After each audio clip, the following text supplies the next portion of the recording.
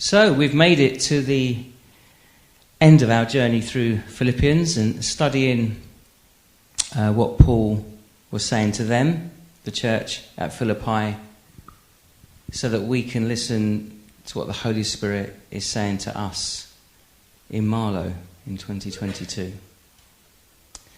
And this morning, this is what's going to happen. So I'm going to speak literally for about 10 minutes, just to recap on Philippians, mainly with a few words and some images, just to help you recall what we've been learning.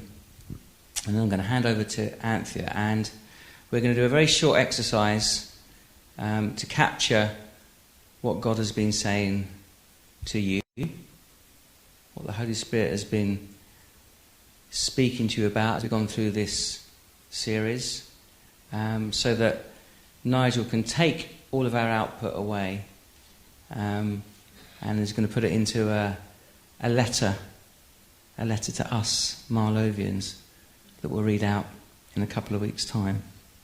Okay, so let's go. What have we learned?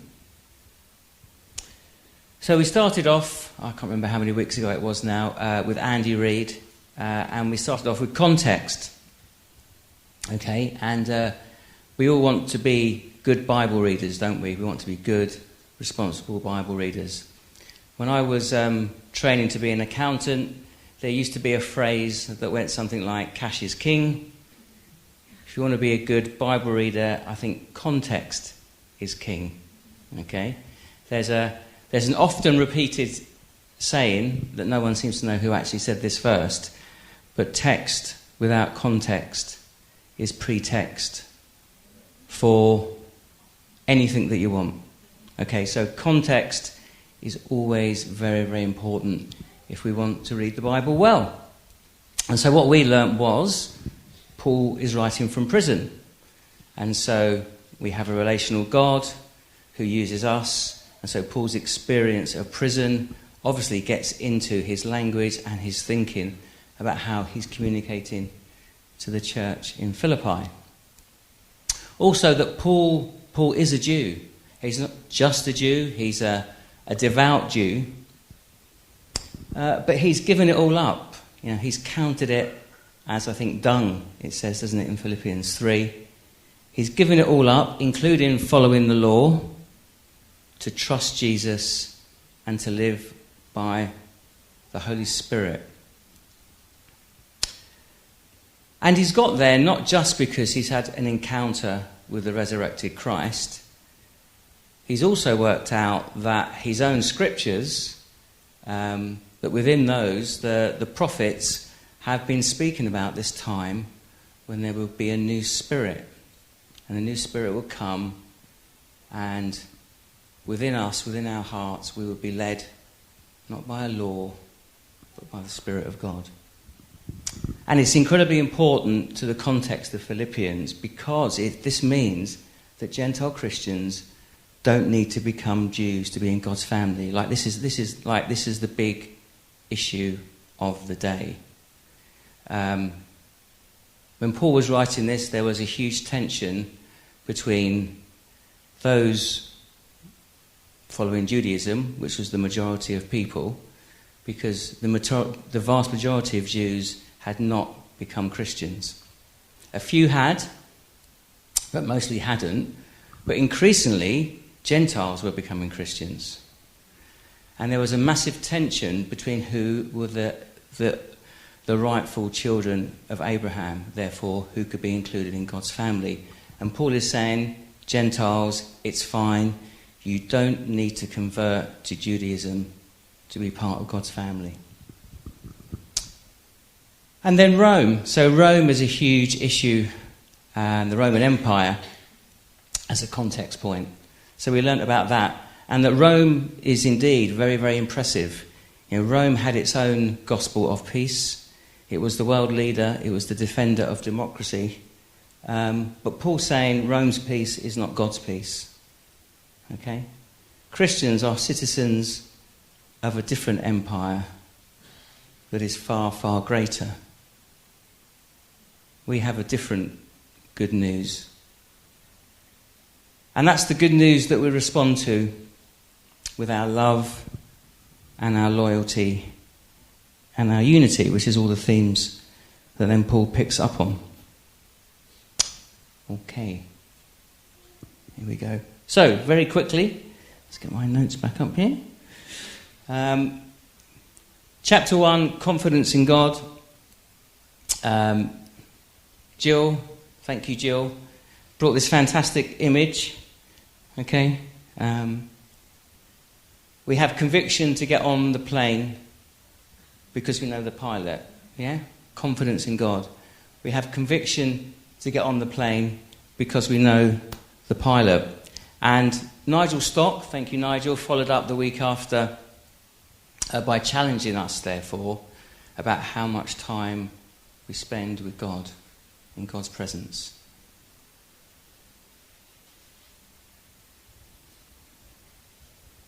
Okay, chapter 2 was Andy Reid, and came up with this wonderful picture that we need to stop climbing the ladder and instead start climbing down to help others up. Humility and honour. We need to stop climbing the ladder ourselves and instead start climbing down to help others up. And Phil backed that up, Phil Stewart, with a challenge that love fills the gap between God and us. Love fills that gap between God and us. That was week 2. Ooh. Session 3 was transformation or modification. It was Nigel Rivers. There's Nigel. Nigel's there. And he basically, again, gave us this fantastic picture that we don't need to know where we are going, but we do need to know who we are going with. And that picture of when we're in uncertain times, the really important thing is actually knowing who we're following, who we're going with, who's with us. And then last week, we looked at the gospel of peace. Here we go.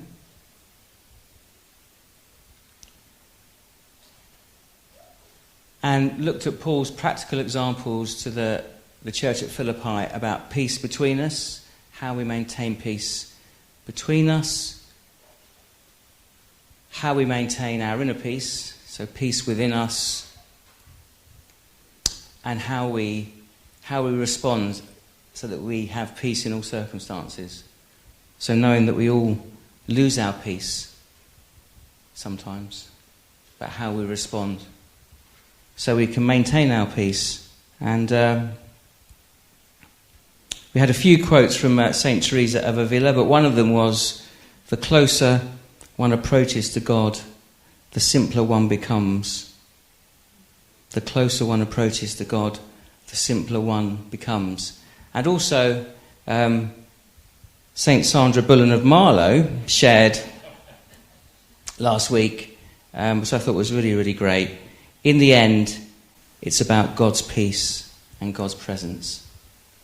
In the end, I think she said, all we really have is God's peace and God's presence. And that was what Paul was trying to say. That actually Christ, even though Christ is ascended to be with Father, Son, Holy Spirit together, but actually Jesus is intimately, actively involved with what's going on in your day-to-day lives and wants to be a part of that and bring peace.